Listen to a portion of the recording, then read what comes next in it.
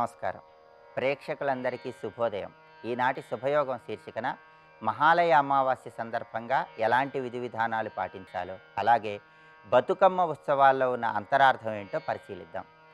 భాద్రపద మాసంలో బహుళ పక్షంలో వచ్చే అమావాస్య తిథిని మహాలయ అమావాస్య అనే పేరుతో పిలుస్తారు. మహాలయ అమావాస్య సందర్భంగా మరణించినటువంటి పెద్దలకు అంటే పితృదేవతలకు తర్పణాలు విడిచిపెట్టడం ద్వారా, శ్రాద్ధ కర్మలు నిర్వహించడం ద్వారా పితృదేవతల అనుగ్రహం కలుగుతుంది. పితృదోషాలు, పితృశాపాల తీవ్రతను తగ్గింపజేసుకోవచ్చు. ప్రధానంగా మహాలయ అమావాస్య సందర్భంగా తర్పణం ఇచ్చే సమయంలో ఒక ప్రత్యేకమైన శ్లోకం చదువుకుంటే చాలా మంచిది. చూపుడు వేలు, బొటను వేలు, ఈ రెండు వేళ్ల మధ్యలో నుంచి నువ్వులు నీళ్లల్లో కలిపి తర్పణం విడిచిపెడితే దాన్ని పితృతర్పణం అంటారు. ఆ పితృతర్పణం ఇచ్చే సమయంలో మరణించినటువంటి ముత్తాత, మరణించిన తాత, మరణించిన తండ్రి ముగ్గురి పేర్లను చెప్పుకుంటూ 3 సార్లు తర్పణం విడిచిపెట్టాలి. అలా తర్పణం ఇచ్చే సమయంలో ఒక శ్లోకం చదువుకుంటే సకల శుభాలు కలుగుతాయని ప్రామాణిక గ్రంథాల్లో చెప్పారు. ఆ శ్లోకం ఏంటంటే, ఆ బ్రహ్మస్తంభ పర్యంతం జగత్తృప్యతు ఇతి బ్రువాన్ జలాంజలి త్రయం దద్యాత్ ఏతత్ సంక్షేప తర్పణం. ఇది శ్లోకం. ఈ శ్లోకంలో ఉన్న అర్థాన్ని, భావాన్ని పరిశీలిస్తే, ఆ బ్రహ్మస్తంభ పర్యంతం జగత్తృప్యతు ఇతి బ్రువాన్ అంటే ఈ సృష్టిలో బ్రహ్మాండంలో ఉన్నటువంటి సమస్త పితృదేవతలు తృప్తి చెందటానికి జలాంజలి త్రయం దత్యాత్ ఏతత్ సంక్షేప తర్పణం, 3 సార్లు ఇలా తర్పణాన్ని విడిచిపెడుతున్నాను అని చెప్పటమే ఈ శ్లోకంలో ఉన్న అంతరార్థం.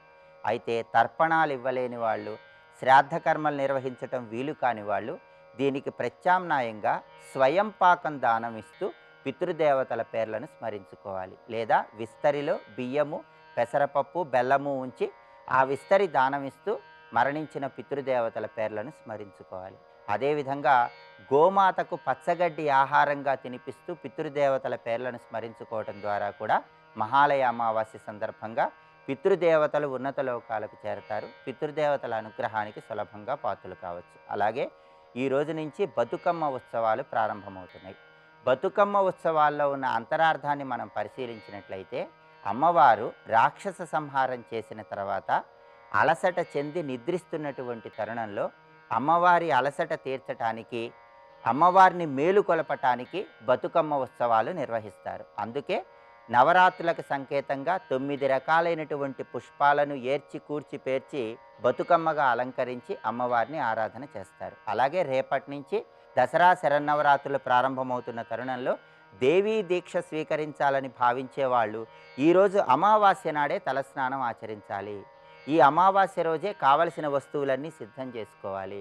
అలాగే దేవీ నవరాత్రుల్లో దేవీ దీక్ష స్వీకరించే వాళ్ళు పొలిమేర దాటకూడదు, కఠిన ఉపవాసం చేయకూడదు, ఒక పూట ఆహారాన్ని స్వీకరించాలి, నేల మీద నిద్రించాలి. ఈ ప్రత్యేకమైన నియమాలు పాటిస్తూ దేవీ దీక్ష స్వీకరించినట్లయితే నవరాత్రుల్లో విశేషమైన శుభ ఫలితాలు సిద్ధింపజేసుకోవచ్చు.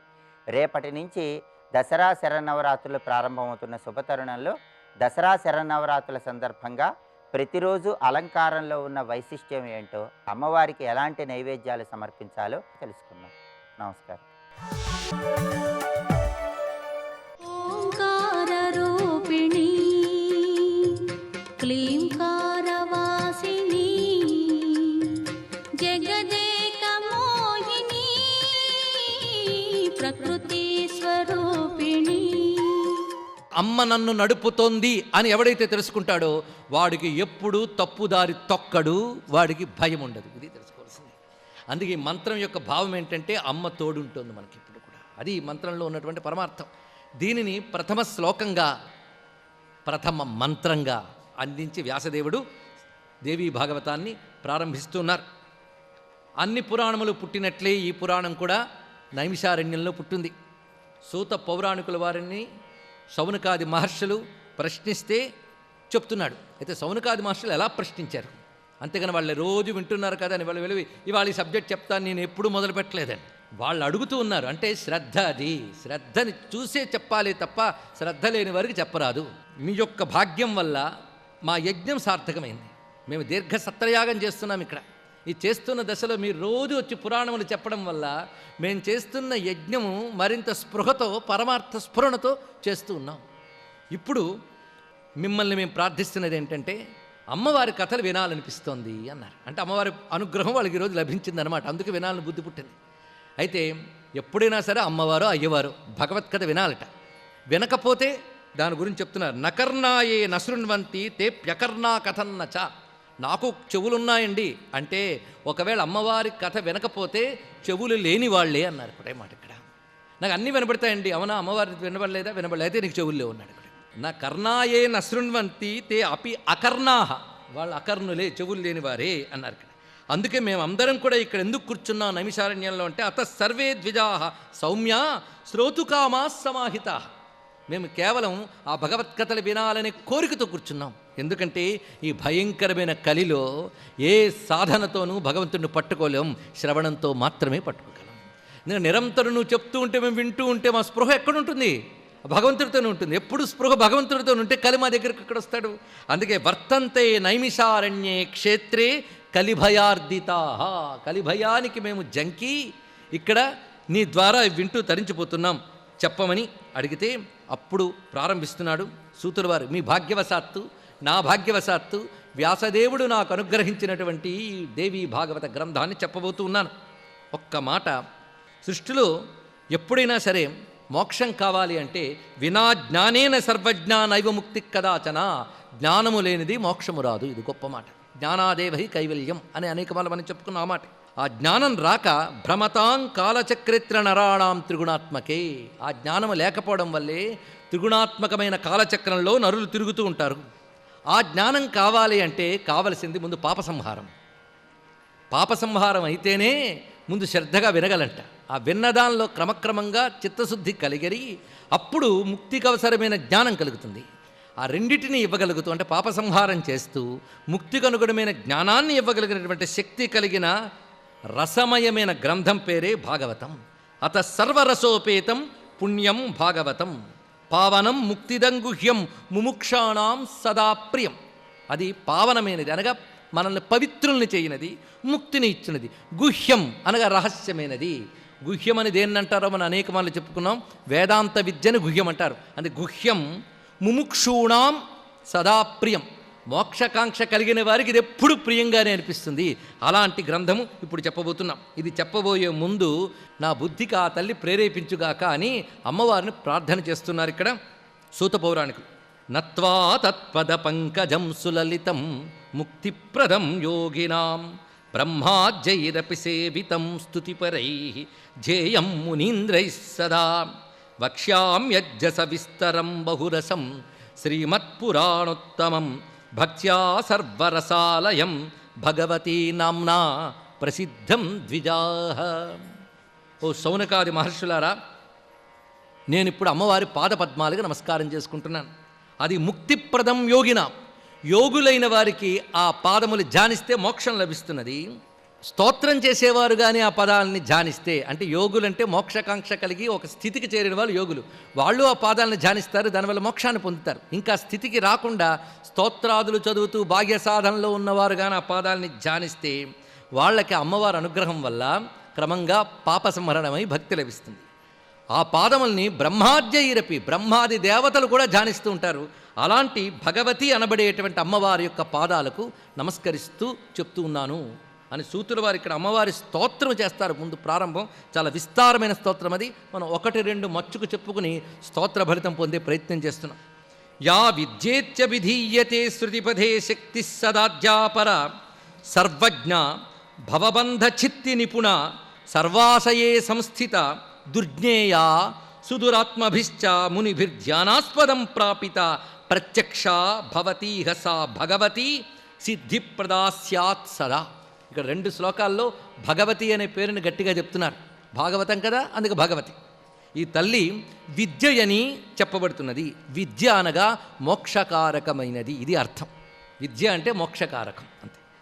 విద్యని ఎక్కడ చెప్పబడుతున్నది? శృతిపథే, వేదముల యందు విద్యయని ఏ తల్లి చెప్పబడుతున్నదో, ఏ తల్లి ప్రపంచమునందు శక్తిగా ఉన్నదో, ఏ తల్లి ఈ శక్తిగా ఆ విద్యగా ఉంటూ ఆశ్రయించిన వారికి సంసార బంధనాన్ని ఛేదిస్తున్నదో ఆవిడే పశుపాస విమోచన కదా. ఎక్కడున్నదా తల్లి అంటే సర్వాశయే సంస్థిత, అందరి యొక్క హృదయమునందున్నదో ఆ తల్లి. అయితే అందరి హృదయంలో ఉంది కదండి, మరి తెలియబడట్లేదంటే దుర్జ్ఞేయ సుదురాత్మభిశ్చ, గొప్ప మాట. దురాత్ములైన వారికి ఆవిడ దుర్జ్ఞేయ, తెలియబడదు. దుష్టమైన ప్రవృత్తి కలవారికి వారు హృదయంలో ఉన్న అమ్మవారు కూడా తెలియబడదు. ఒకటే మాట ఇక్కడ చూడండి, మురికి పట్టినటువంటి బురద నీటి లోపల మీరు బంగారు రత్నం వేస్తే కనబడదు. ముందు ఏం కావాలి? ఆ బురద అడుగంటాలి, అప్పుడు కనబడుతుంది అది ఇక్కడ. అలాగే దురాత్మ అయినటువంటి వాళ్ళకి, అంటే వాళ్ళ యొక్క చిత్తము దుష్ట సంస్కారములతో కూడినట్లయితే ఆ తల్లి దుర్లభ, అందుకు దుర్జ్ఞేయ. మరి ఎవరికయ్యా సులభం అంటే మునిభిర్ధ్యానాస్పదం ప్రాపిత. మునులు అంటే మననశీలురు అని ఒక అర్థము, మనోవికారము లేనివారు అని ఒక అర్థం. అటువంటి వారు ధ్యానము ద్వారా తల్లిని పొందగలరు. ఇప్పుడు అమ్మవారంటే ఎంత చక్కగా వివరించారో చూడండి. వేదముల యందు విద్యగా ఉన్నది ఆ తల్లి, విశ్వమునందు శక్తిగా వ్యాపించినటువంటిది ఆ తల్లి, దుష్ట ప్రవృత్తి కలవారికి దొరకనిది, మననశీలురై మనోవికారములను నియంత్రించిన మౌనులకు ఆ తల్లి ధ్యానంలో గోచరిస్తుంది. ప్రత్యక్షాభవతి, ప్రత్యక్షమవుతుంది అన్నారు ఇక్కడ, వారికి అనుభవానికి వస్తుందిట. స్వస్తి.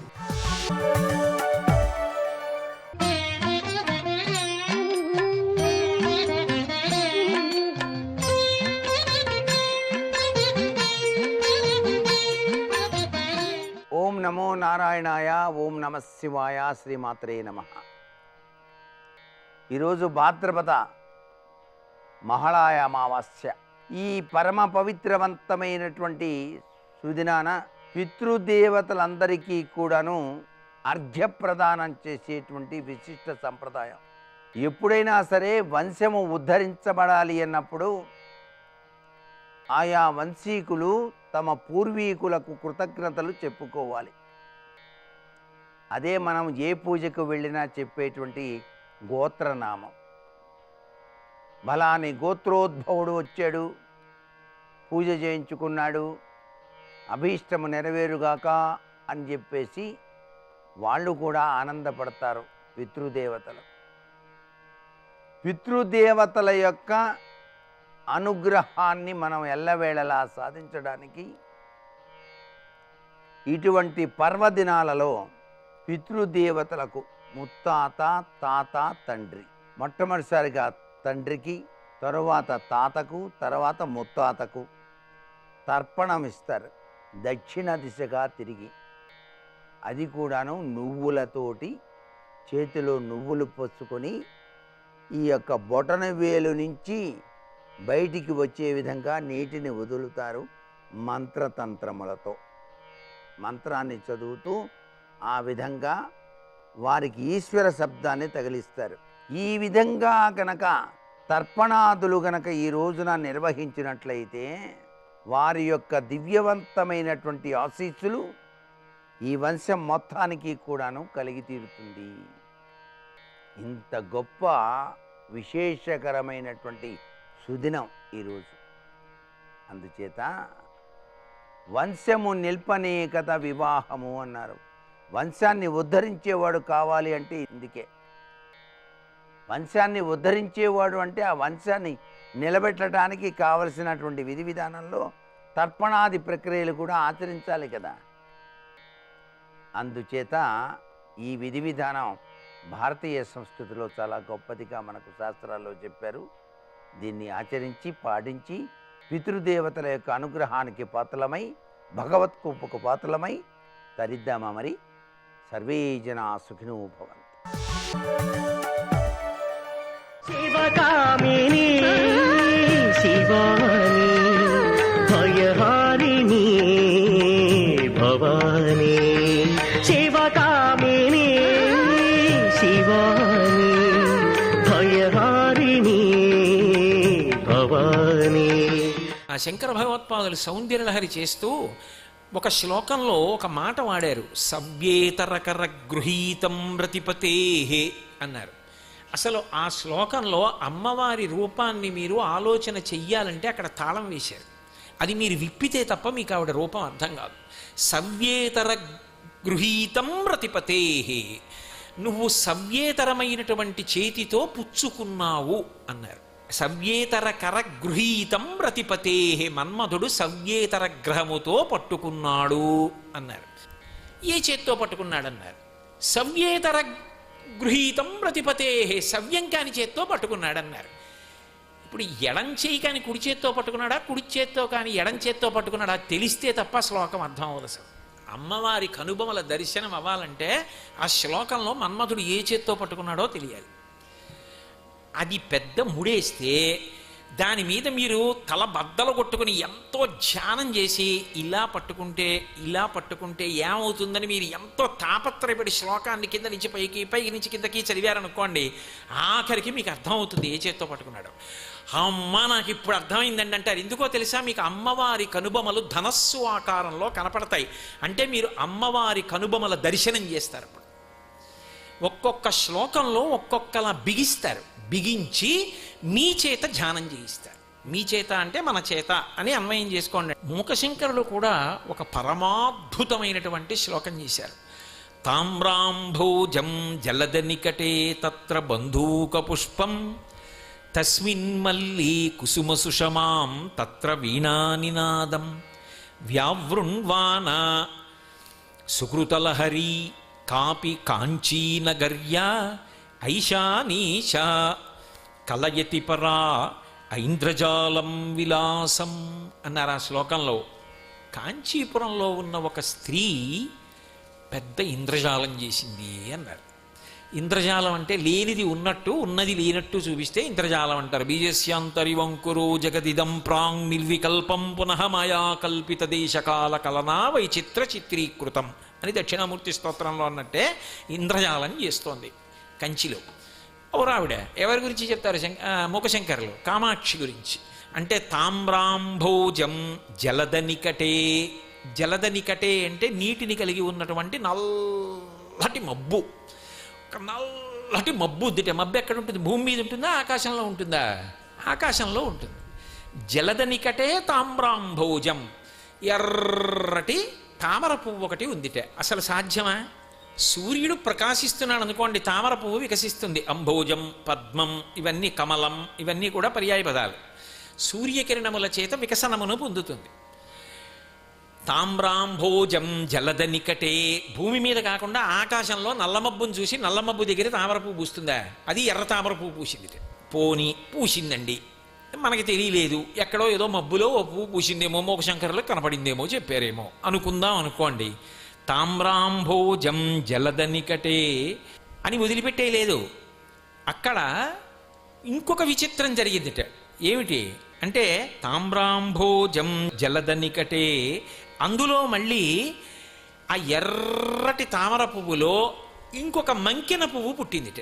మంకెన పువ్వు అంటే వేగి పువ్వు గురించి మాట్లాడుతున్నారు మూకశంకరులు. ఎర్రగా ఉన్నటువంటి ఇంకొక పువ్వు పుట్టిందిట. అందులో తస్మిన్ మల్లీ కుసుమ సుషమాం, సుషమా అంటే తెల్లటి కాంతి. ఆ ఎర్రటి పువ్వులో, తామర పువ్వులో ఇంకొక ఎర్రటి పువ్వు పుట్టిందిట.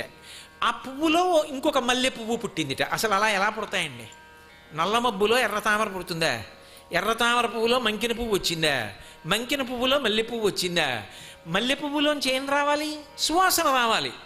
తత్ర మల్లీ కుసుమ సుషమా తత్ర వీణానినాదం. ఆ మల్లె పువ్వు కనపడి మల్లె పువ్వు సౌరభం సువాసన రావడం కాదుట, అక్కడ ఆ మల్లె పువ్వులోంచి వీణానినాదం, వీణావాద్యం వినపడుతోందిట. ఐశానీశా కలయతి తరామైంద్రజాలం విలాసం. ఈశానుడు పరమశివుని యొక్క ఇల్లాలు ఒక్కతే ఉంది ఆ కాంచీపురంలో. ఆమె ఇంద్రజాలం చేస్తోంది.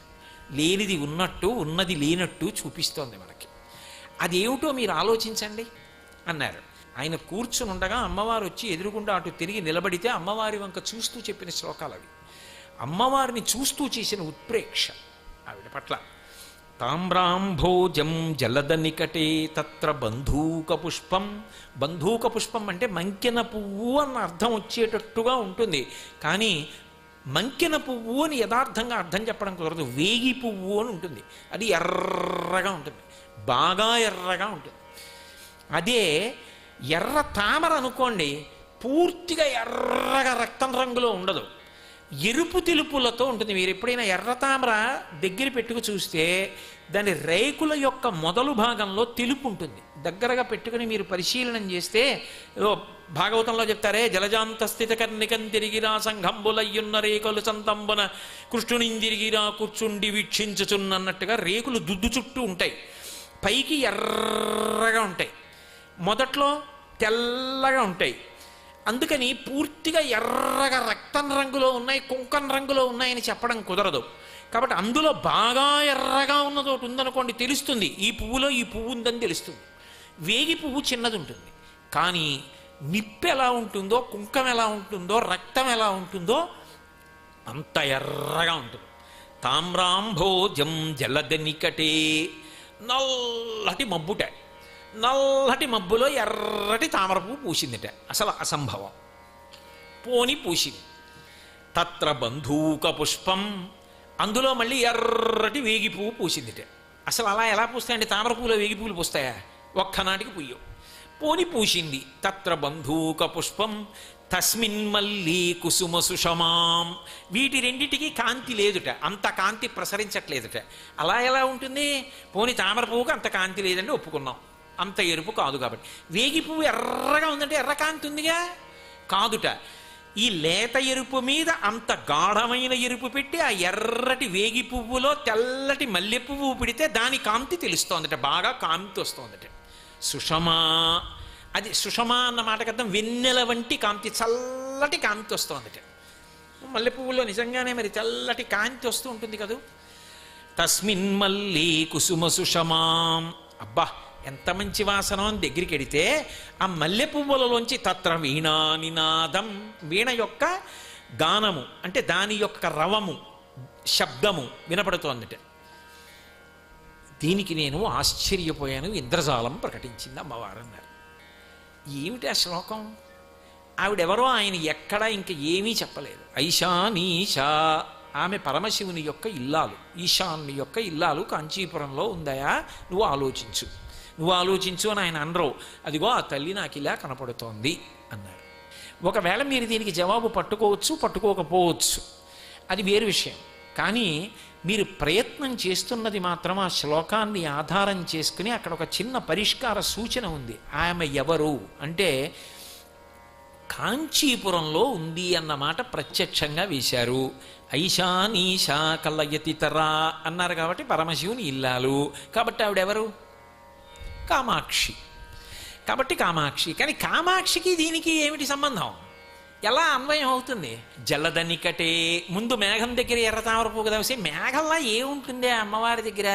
నల్ల మేఘంలా ఏముంటుంది? అమ్మవారి నల్లగా ఉండదు కదండి, ఎర్రగా ఉంటుంది కదా అత్తయ్య గారు.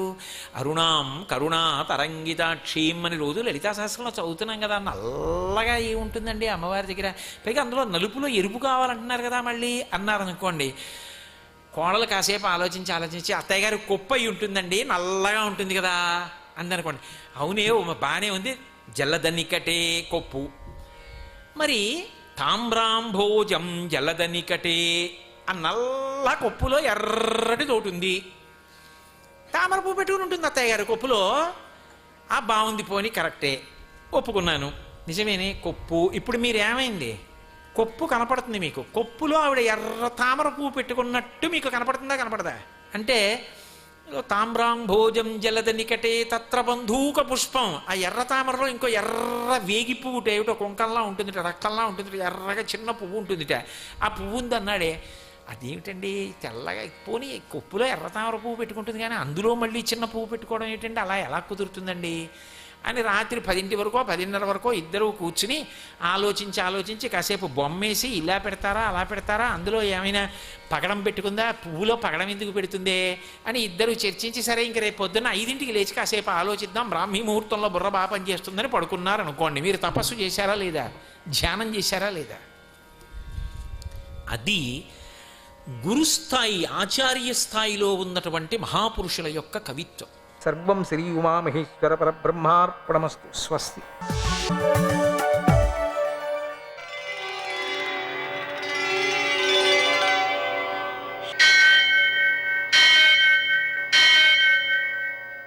సహస్ర विश्वशीरुषं देवं विश्वाक्षं विश्वशम्भुवं विश्वं नारायणं देवमक्षरं परमं पदं विश्वतः परमां नित्यं विश्वं नारायणगुं हरिं विश्वमेवेदं पुरुषस्तद्विश्वमुपजीवति पतिं विश्वस्यात्मेश्वरगुं शाश्वतगुं शिवमच्युतं नारायणं महाज्ञेयं विश्वात्मानं परायणम्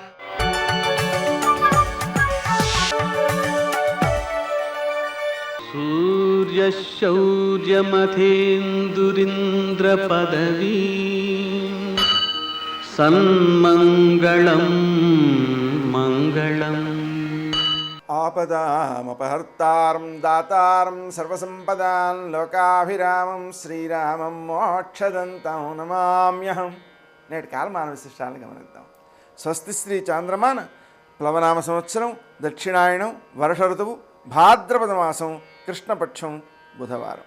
సూర్యోదయం 6:10 సూర్యాస్తమయం 5:57 తిథి అమావాస్య సాయంకాలం 4:31 వరకు. నక్షత్రం హస్త రాత్రి 11:15 వరకు. వర్జం ఉదయం 8:52 నుంచి 10:21 వరకు. దుర్ముహూర్తం ఉదయం 11:40 నుంచి మధ్యాహ్నం 12:27 వరకు. అమృతకాలం సాయంకాలం 5:44 నుంచి 7:13 వరకు. రాహుకాలం బుధవారం కాబట్టి మధ్యాహ్నం 12 నుంచి 1:30 వరకు. అష్టకవర్గ రీత్యా శుభప్రదమైన సమయం మధ్యాహ్నం 1:45. నేటి విశేషం మహాలయ అమావాస్య. ఇంకా విశేషించి గజఛాయ అనే ప్రత్యేకమైనటువంటి దివసం కూడా. ఈ గజఛాయ అమావాస్యగా దీన్ని గుర్తించడం ద్వారా ఈ రోజున చేసేటువంటి పితృక్రియలకు పితృదేవతలకు సంతృప్తి కలుగుతుందట. 10,000 యుగాలు మనం అర్చించినట్లయితే ఎంతటి తృప్తి కలుగుతుందో ఈ గజఛాయ సందర్భంగా అర్చించినట్లయితే అంతటి తృప్తి కలుగుతుంది. అందువలన ఈ మహాలయ అమావాస్య ఉంది. అదేవిధంగా కుశాహరణం అంటే మనకు దర్భలు కోసిన తరువాత ఆ రోజు మాత్రమే పనిచేస్తాయండి. కానీ ఈ భాద్రపద బహుళ అమావాస్య సందర్భంగా మనం దర్భలను కోసినట్లయితే అవి సంవత్సర కాలం ఉపయోగిస్తాయి. అందువలన మనం ఈరోజు దర్భలు ఎక్కడున్నాయో చూసి కోసుకున్నట్టే పెట్టుకుంటే సంవత్సరం అంతా దాన్ని వాడుకోవచ్చు అన్నమాట. ఆ విధంగా కుశాహరణం అనేటువంటిది గొప్ప విశేషం. అలాగనే దర్శశ్రార్థం, ఈ దర్శకు సంబంధించినటువంటి అంటే అమావాస్యకి సంబంధించినటువంటి ప్రత్యేకమైన శ్రార్థాన్ని కూడా పెడుతూ ఉంటారు. ఆ విధంగా ప్రత్యేకించి మహాలయ అమావాస్య కావడం వలన పితృదేవతారాధనకు అద్భుతమైన రోజు అన్నమాట ఇది. అటువంటి ఆ కార్యక్రమాలను మనం నిర్వర్తించడం ద్వారా మన పిల్లలు అభివృద్ధిలోకి వస్తారు, ఆరోగ్యంగా ఉంటారు, అనుకూలంగా కూడా ఉంటారు. నేటి ఆణిముత్యాలు.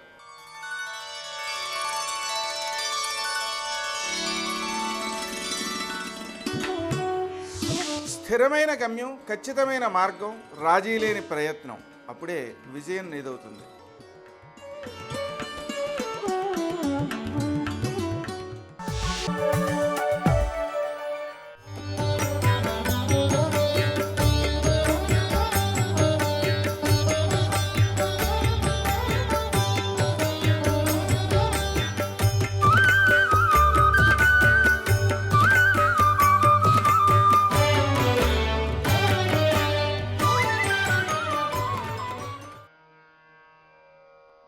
7 సార్లు శంతనుడు నోరు తెరవలేదు.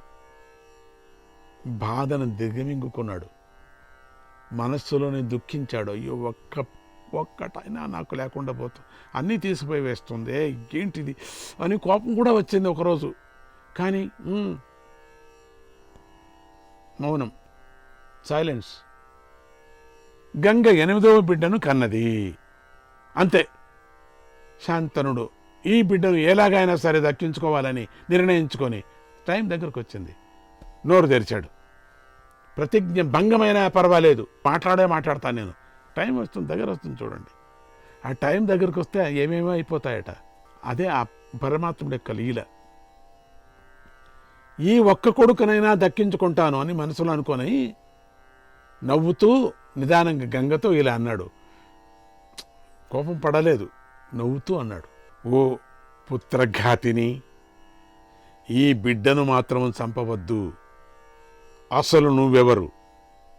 ఇప్పుడు అడిగాడు, ఎట్లా పోతుంది ఇదేని? ఎందుకంటే బిడ్డను చంపద్దు అని చెప్తున్నాను, అడ్డం వేశాడు కదా, అడ్డం వేసి ఎట్లా పోతుంది? ఇది ఉండదు. ఇది అసలు నువ్వెవరు? అసలు నీ ఎవరు? నువ్వు మాయావిని. నువ్వు పిల్లల్ని అందరినీ పని కట్టుకొని ఎందుకు చంపుతున్నావు? నువ్వు దయలేదా నీకు? ఎటువంటి నిందించదగినటువంటి ఎందుకు నీవు పని చేస్తున్నావు? ఇంతటి మహాపాపాన్ని ఎందుకు నీవు మూట కట్టుకుంటున్నావు? ఎందుకు పాపం చేస్తున్నావు అని కొంచెం గట్టిగానే తిక్కపట్టినట్టుగా అరిచాడు. ఎందుకంటే రాజ్యానికి కొడుకు కావాలి కదా, ధర్మ సంకటానికి చిక్కుకున్నాడు. అన్యాయంగా దీన్ని మోహించానే అనుకున్నాడు పాపం. ఎందుకు? రాజ్యం దృష్టిలో. ఇప్పుడు తనకు ఒక అనిపిస్తూ ఉన్నది. ఏమన్నాగా నేను అడిగేశాడు, నువ్వెవరు? ఎందుకు ఇట్లా చేస్తున్నావు? ఈ పాడుబుద్ధి నీకు ఎందుకు పుట్టింది? 7 మందిని అన్యాయంగా చేసావే నువ్వు. అట్లా ఇట్లా టపాటి పెట్టి పిసుపు పెట్టలేదు గట్టిగా. అప్పుడు గంగ శాంతనుడితో, పుత్రులను కోరుకుంటున్న ఓ మహారాజా, నీ మాట ప్రకారమే నేను ఈ కొడుకును చంపను. నువ్వు చెప్పావు కదా, నేను చంపను. నువ్వు పుత్రుని కోరుకుంటున్నావు, కానీ నువ్వు నా మాటను పాటించక అతిక్రమించావు. అదే కావాలి ఆవిడికి. మితి కావలసి వచ్చిందే ఈ శంతనుని పెళ్లి చేసుకోవాలని గంగమ్మ తల్లి. పని లేక ఏదో తప్పు చేసింది, వచ్చింది. మితిమీరి ప్రవర్తించావు. అందుచేత మనం అనుకున్న నియమం ప్రకారం అయిపోయింది. మనం ఇల్లు రాసుకున్నాం ఒకటి, అది నువ్వు తప్పావు. దాంట్లో నేను ఇక్కడి నుండే సమయం పూర్తి అయిపోయింది. నేను ఇక్కడికే సమయం పూర్తి అయిపోయింది. ఈ మాట చివరి మాట పూర్తి అయిపోయింది. నేను నిన్ను విడిచి పెడుతున్నాను. నువ్వు ఎవరివి అని అడిగావు కదా, చెబుతున్నాను తెలుసుకో. నేను జాఖ్ను మహర్షి కూతుర్ని. నా పేరు గంగ. మహర్షులు నన్ను పూజిస్తూ ఉంటారు. దేవతల కార్యం సిద్ధించడం కోసమే నేను నీతో కలిసి జీవించాను. దేవతల కార్యం సిద్ధించడం కోసమే నిజం చెప్పమని అడిగావు కదా. పిల్లలను చంపేదానా అని నన్ను పిలిచావు కదా ఆ పేరు పెట్టి. ఇప్పుడు నిజం చెప్తున్నాను విను. ఈ 8 మంది బిడ్డలు, 8 మంది మనువులు అనే దేవతలు, అంటే వసువులు, వీళ్ళు మళ్ళీ మనువులు అవుతారు, ఇది వేరే కథ ఉందిలేండి. 8 మంది వసువులు అనే దేవతలు, వీరు వశిష్ఠ మహర్షి శాపం వల్ల మానవులుగా జన్మించారు. వీరికి తండ్రి అయ్యే అర్హత నీకే ఉంది, వీరికి తల్లి అయ్యే అర్హత నాకే ఉంది. కాబట్టి నువ్వు జన్మించావు. అట్లా కోరుకున్నారు వీళ్ళు. నేను జన్మించాను. నువ్వు ఈ 8 మంది వసువులకు జన్మనిచ్చి పుణ్యలోకాలను పొందుతావు. ఆనాడు వసువులు నాకొక నియమాన్ని పెట్టారు. పుట్టిన వాడిని పుట్టినట్లుగా మానవ జన్మం నుండి నాకు విముక్తి కలిగించు అని వేడుకొన్నారు. మానవ జన్మం అంతసేపు ఉండకూడదు, పుట్టినట్టే తక్షణమే వేసేసేలా గంగలో. నేను ఆ నియమాన్ని ఇంతవరకు పాటించాను. వసువులందరూ వశిష్ఠుడి శాపం నుండి విముక్తులయ్యారు. నీకు మేలు కలుగుతుంది. నీ కోసమనే ఈ కుమారుణ్ణి నీకిస్తున్నాను, పెంచుకో. ఇది కూడా వరప్రసాదమైనటువంటి శాపము. ఇతడు వసువుల వంటి పరాక్రమం కలవాడు. ఎందుకంటే ఇడు మామూలైనటువంటి ఒక శిశువు కాదు ఇది. వసువులు యొక్క ఒక్కొక్కరి వసువుల యొక్క అంశాన్ని దీంట్లో పెట్టారు. నీ వంశానికి ఆనందం కలిగిస్తాడు. పరాక్రమంలో అందరినీ మించిపోతాడు. ఈతడు వసువుల అందరి అంశములతోనూ పుట్టాడు కాబట్టి నేను ఆ వసువులను మహారాజుకు ఒక్క కొడుకైనా మిగలాలి అని కోరుకున్నారు. నేను కోరుకున్నాను. ఎందుకంటే ఇంతవరకు ఆ మహారాజు దగ్గరుండి మీరంతా పుట్టి చంపేస్తూ ఉంటే ఆ మహారాజు ఏమనుకుంటాడు? పాపం, మహారాజు వేరే ఇంకొక పెండ్లి కూడా చేసుకోడు, నాకు తెలుసు. నా మీద మతి భ్రమతో ఉండిపోతాడు. ఆ మహారాజుకు రాజ్యం నిలిచాలి కదా, అందుకు ఒక కొడుకునైనా మిగిలించని చెప్పిన తర్వాత, అయితే మా అంశంతో ఇంకొక కొడుకు పుడతాడు, వాడికి ఇచ్చేసేయి, ఇక నీ దారి నువ్వు చూసుకో, మా దారి మేము చూసుకుంటాము. ఆ రోజు ఒప్పందం అయిందయ్యా, అందుకని నీకు చెప్తున్నాము అన్న. మత్ప్రసూతిం విజానీహి గంగాదత్తమిమం సుతం. నీ కోసం వారిని వేడుకొన్నాను, ఇతడు నా పుత్రుడిగా భావించు. అందుకే ఇతడికి గంగాదత్తుడు అని పేరు పెట్టు అంది గంగమాత. శ్రీకృష్ణాయ పరమాత్మనే నమః. ఇక 99వ అధ్యాయం. గంగ ఆ బాలుడికి గంగదత్తుడని పేరు పెట్టగానే శాంతనుడు ఆమెతో, ఓ జాహ్నవి, ఆపవ అనే పేరు గల ఆ వశిష్ఠుడెవరు? ఈ వసువులు మానవులుగా పుట్టడానికి ఏ విధమైన పెద్ద తప్పు చేశారు పాపం? నాకిచ్చిన ఈ బాలుడు చేసిన తప్పేమిటి? ఈ బాలుడు చేసిన తప్పేమిటి? ఎందుకితడు మానవుడిగా జన్మించబోతున్నాడు? ఈ వసువులు సమస్త లోకాలకు అధీశ్వరులు. అలాంటి వీరు మనుష్యులే ఎందుకు పుట్టారు? ఈ బాలుడు రమ్యగాథ వినిపించు అని అడిగాడు. ఎట్లా వెళ్ళిపోతుంది కదా, దండం పెట్టుకుని అడిగాడు. అమ్మా జాహ్నవి, ఇప్పుడైనా చెప్పు.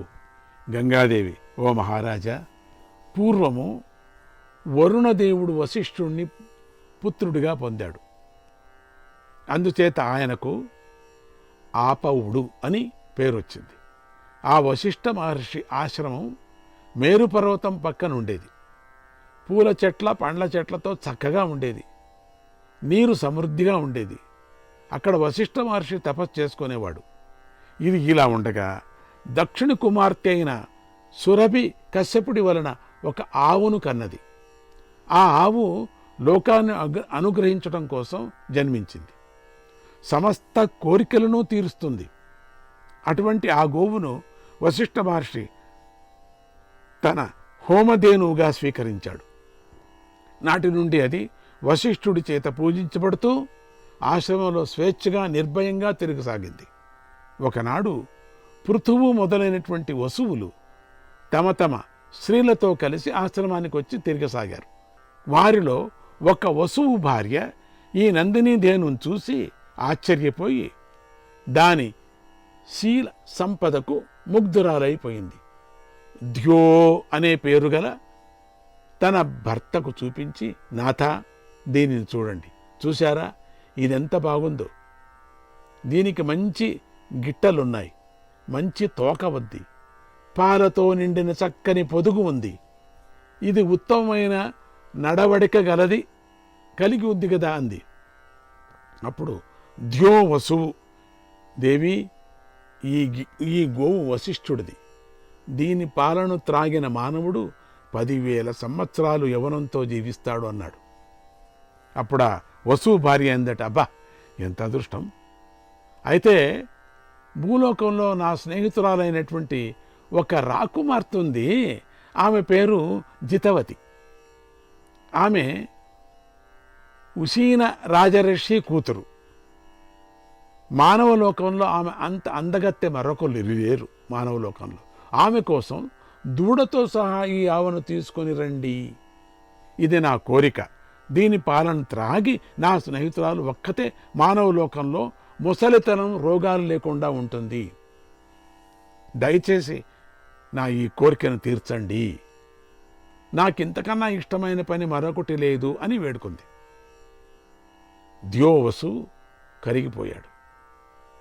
ఎలాగైనా సరే భార్య కోరికను తీర్చాలనుకున్నాడు. సోదరులతో కలిసి ఆవును అపహరించాడు. పరిసరాలు చూసుకోకుండాను, తాను ఎక్కడుంది అనేటువంటి తెలుసుకోకుండాను, వశిష్ఠ మహర్షి యొక్క తప ప్రభావాన్ని గమనించుకోకుండాను ధ్యో వసువు భార్య చెప్పినట్లుగా ఆడాడు. గోవును సోదరుల సహాయంతో దొంగలించాడు. ముని కోపిస్తే స్వర్గం నుండి పతనమవుతాడని అవును కూడా ఆలోచించలేదు వాళ్ళు, వీళ్ళంతా పతనం అయిపోతామని. గోవును తీసుకొని పోయాడు. ఇంతలో కందమూల ఫలాలకైన వెళ్ళిన వశిష్ఠుడు వాటిని తీసుకొని ఆశ్రమంలోకి అడుగుపెట్టి చూశాడు. ఆవు దూడకై చూశాడు. అక్కడ ఆశ్రమం అంతా వెతికినా కూడా మహర్షికి ఆవు కనిపించలేదు. అప్పుడు ఆయన దివ్య దృష్టి వచ్చింది. అప్పుడు దివ్య దృష్టితో చూస్తున్నాడు. వసువులు ఆవును తీసుకొని వెళ్ళడం కనిపించింది. వెంటనే ఆయన కోపించి, ఓ వసువులారా, నా ఆవును అపహరించారు కనుక మీరు మానవులే జన్మించెదురుగాక అని శపించాడు. తపస్సు చేసుకోసాగాడు శపించి. అంతే. ఇంతలో మహర్షి శపించిన సంగతి వసువులకు తెలిసిపోయింది. వెంటనే ఆశ్రమానికి వచ్చి మహర్షిని ప్రార్థించారు. పదే పదే వేడుకున్నారు. వశిష్ఠుడు వారి పట్ల ప్రసన్నం కాలేదు. వారితో, ఓ వసువులారా, మీ అందరినీ శపించాను. మీరందరూ ఒక్కొక్క సంవత్సరం భూలోకవాసం చేసి శాప విముక్తిని పొందుతారు మీరు. అయితే ఎవడి కారణంగా మీరు నా శాపం తగిలిందో ఈ ద్యో వసువు మాత్రం దీర్ఘకాలం మానవలోకంలోనే ఉంటాడు. ద్యో అనే అటువంటి వసువు బాగా గమనించండి. అది ఈ వసువు యొక్క కర్మ ఫలం. మీపై కోపించి నేనిచ్చినటువంటి శాపం మాత్రం వ్యర్థం కాదు. ఈ ద్యో వసువు భూలోకంలో సంతానాన్ని పొందడు. భవిష్యతి చ ధర్మాత్మా. ఈ ద్యో వసువు సర్వశాస్త్ర విశారదుడు అవుతాడు, ధర్మస్వరూపుడు అవుతాడు, తండ్రికి ప్రియాన్ని హితాన్ని చేస్తాడు, స్త్రీ భోగాలను విడిచి జీవిస్తాడు, స్త్రీ అనేదే దగ్గరికి రాకుండా చూసుకుంటాడు అని మహర్షి శాప విమోచనం తెలిపి వెళ్ళిపోయాడు. వసువులు విచారవదనంతో నా వద్దకు, అంటే గంగ చెబుతున్నది, గంగ వద్దకు వచ్చి ఈ కథనంతా చెప్పారు. అప్పుడు నేను మానవలోకం నుండి వారిని శాప విముక్తులను చేస్తానని మాట ఇచ్చా. నేను ఇచ్చిన మాటను నిలబెట్టుకున్నాను. ఈ ద్యో వసువు ఒక్కడే మహర్షి శాపం కారణంగా భూలోకంలో దీర్ఘకాలము నివసిస్తాడు. ఇతడు దేవవ్రతుడు, గంగాదత్తుడు అనే 2 పేర్లతో ప్రఖ్యాతి గడిస్తాడు. ఇతడు బాలుడే అయినా గుణాలలో నీకంటే గొప్పవాడవుతాడు. పెరిగి పెద్దవాడైన తర్వాత మళ్ళీ నీ దగ్గరకు వస్తాడు. నువ్వు పిలిచినప్పుడు నేను నీ దగ్గరకు వస్తాను అని గంగాదేవి కొడుకును తీసుకొని అక్కడే అదృశ్యమైపోయింది. ఈ విధంగా ద్యో వసువు శంతనుడికి కుమారుడై గుణాలలో ఆయననే మించిపోయాడు. దేవవ్రతుడు, గాంగేయుడు అనేటువంటి పేర్లతో పిలువబడి ప్రసిద్ధుడయ్యాడు. శంతనుడు మాత్రం విచారంతోనూ బాధతోనూ తన నగరానికి వెళ్ళాడు. ఆ మహారాజు యొక్క గుణగాణాలను, ఆ భాగ్యాన్ని వివరిస్తాను. ఆ భాగ్యాన్ని కూడా ఆయన ఇతిహాసమే ఇప్పుడు జరిగేటువంటిది. ఆయన ఇతిహాసమే మహాభారతము అని పిలువబడింది. ఈ ద్యో వసువు యొక్క ఇతిహాసము. గంగ పుత్రుడు, శంతనుడ పుత్రుడు, వసువు, ద్యో అనే వసువు. ఆ ఇతిహాసమే మహాభారతము. భీష్ముడి యొక్క, అంటే భీష్ముడి పేరు మళ్ళీ వస్తుందిలేండి. ఆ ఇతిహాసమే ఓం శ్రీకృష్ణాయ పరమాత్మనే నమః. ఇక 100వ అధ్యాయం. ఈ శంతన మహారాజు బుద్ధిమంతుడు. ఆయనను దేవతలు, రాజర్షులు సత్కరిస్తున్నారు, గౌరవిస్తున్నారు. మాట తప్పనివాడు అని లోకంలో ఆయన కీర్తిని పొందాడు. ఆయనలో దమము, దానగుణం, ఓర్పు, బుద్ధి, బిడియం, ధైర్యము, ఉత్తమ తేజస్సు అనే సద్గుణాలున్నాయి. ఆయన భరత వంశానికి, సమస్త ప్రజలకు రక్షకుడై ఉన్నాడు. ఉత్తమ రాజుల లక్షణాలు కలిగి ఉన్నాడు. ప్రజలు ఆయన్ను చూసి అర్థకామాల కన్నా ధర్మమే ఉన్నతమైనది, శ్రేష్టమైనది అని నిశ్చయించుకునేవారు. సద్గుణాల్లో ఆయనకు సాటి అయిన రాజు లేడు. రాజులందరూ కలిసి ఆ శంతనుడిని రాజుగా వేడుకున్నారు, అంటే చక్రవర్తిగా చేసుకున్నారు. శంతనుడి పాలనలో ఎవరికీ శోకం, భయం, బాధ, ఏ శోకం కానీ భయం కానీ ఏదీ లేవు. అందరూ సుఖంగా పడుకొని సుఖంగా మేల్కొనేవారు. శాంతనుడి పరిపాలనలో రాజులు తాముగానే యజ్ఞాలు దానాలు శ్రద్ధతో చేసేవారు. శ్రీకృష్ణాయ పరమాత్మనే నమః.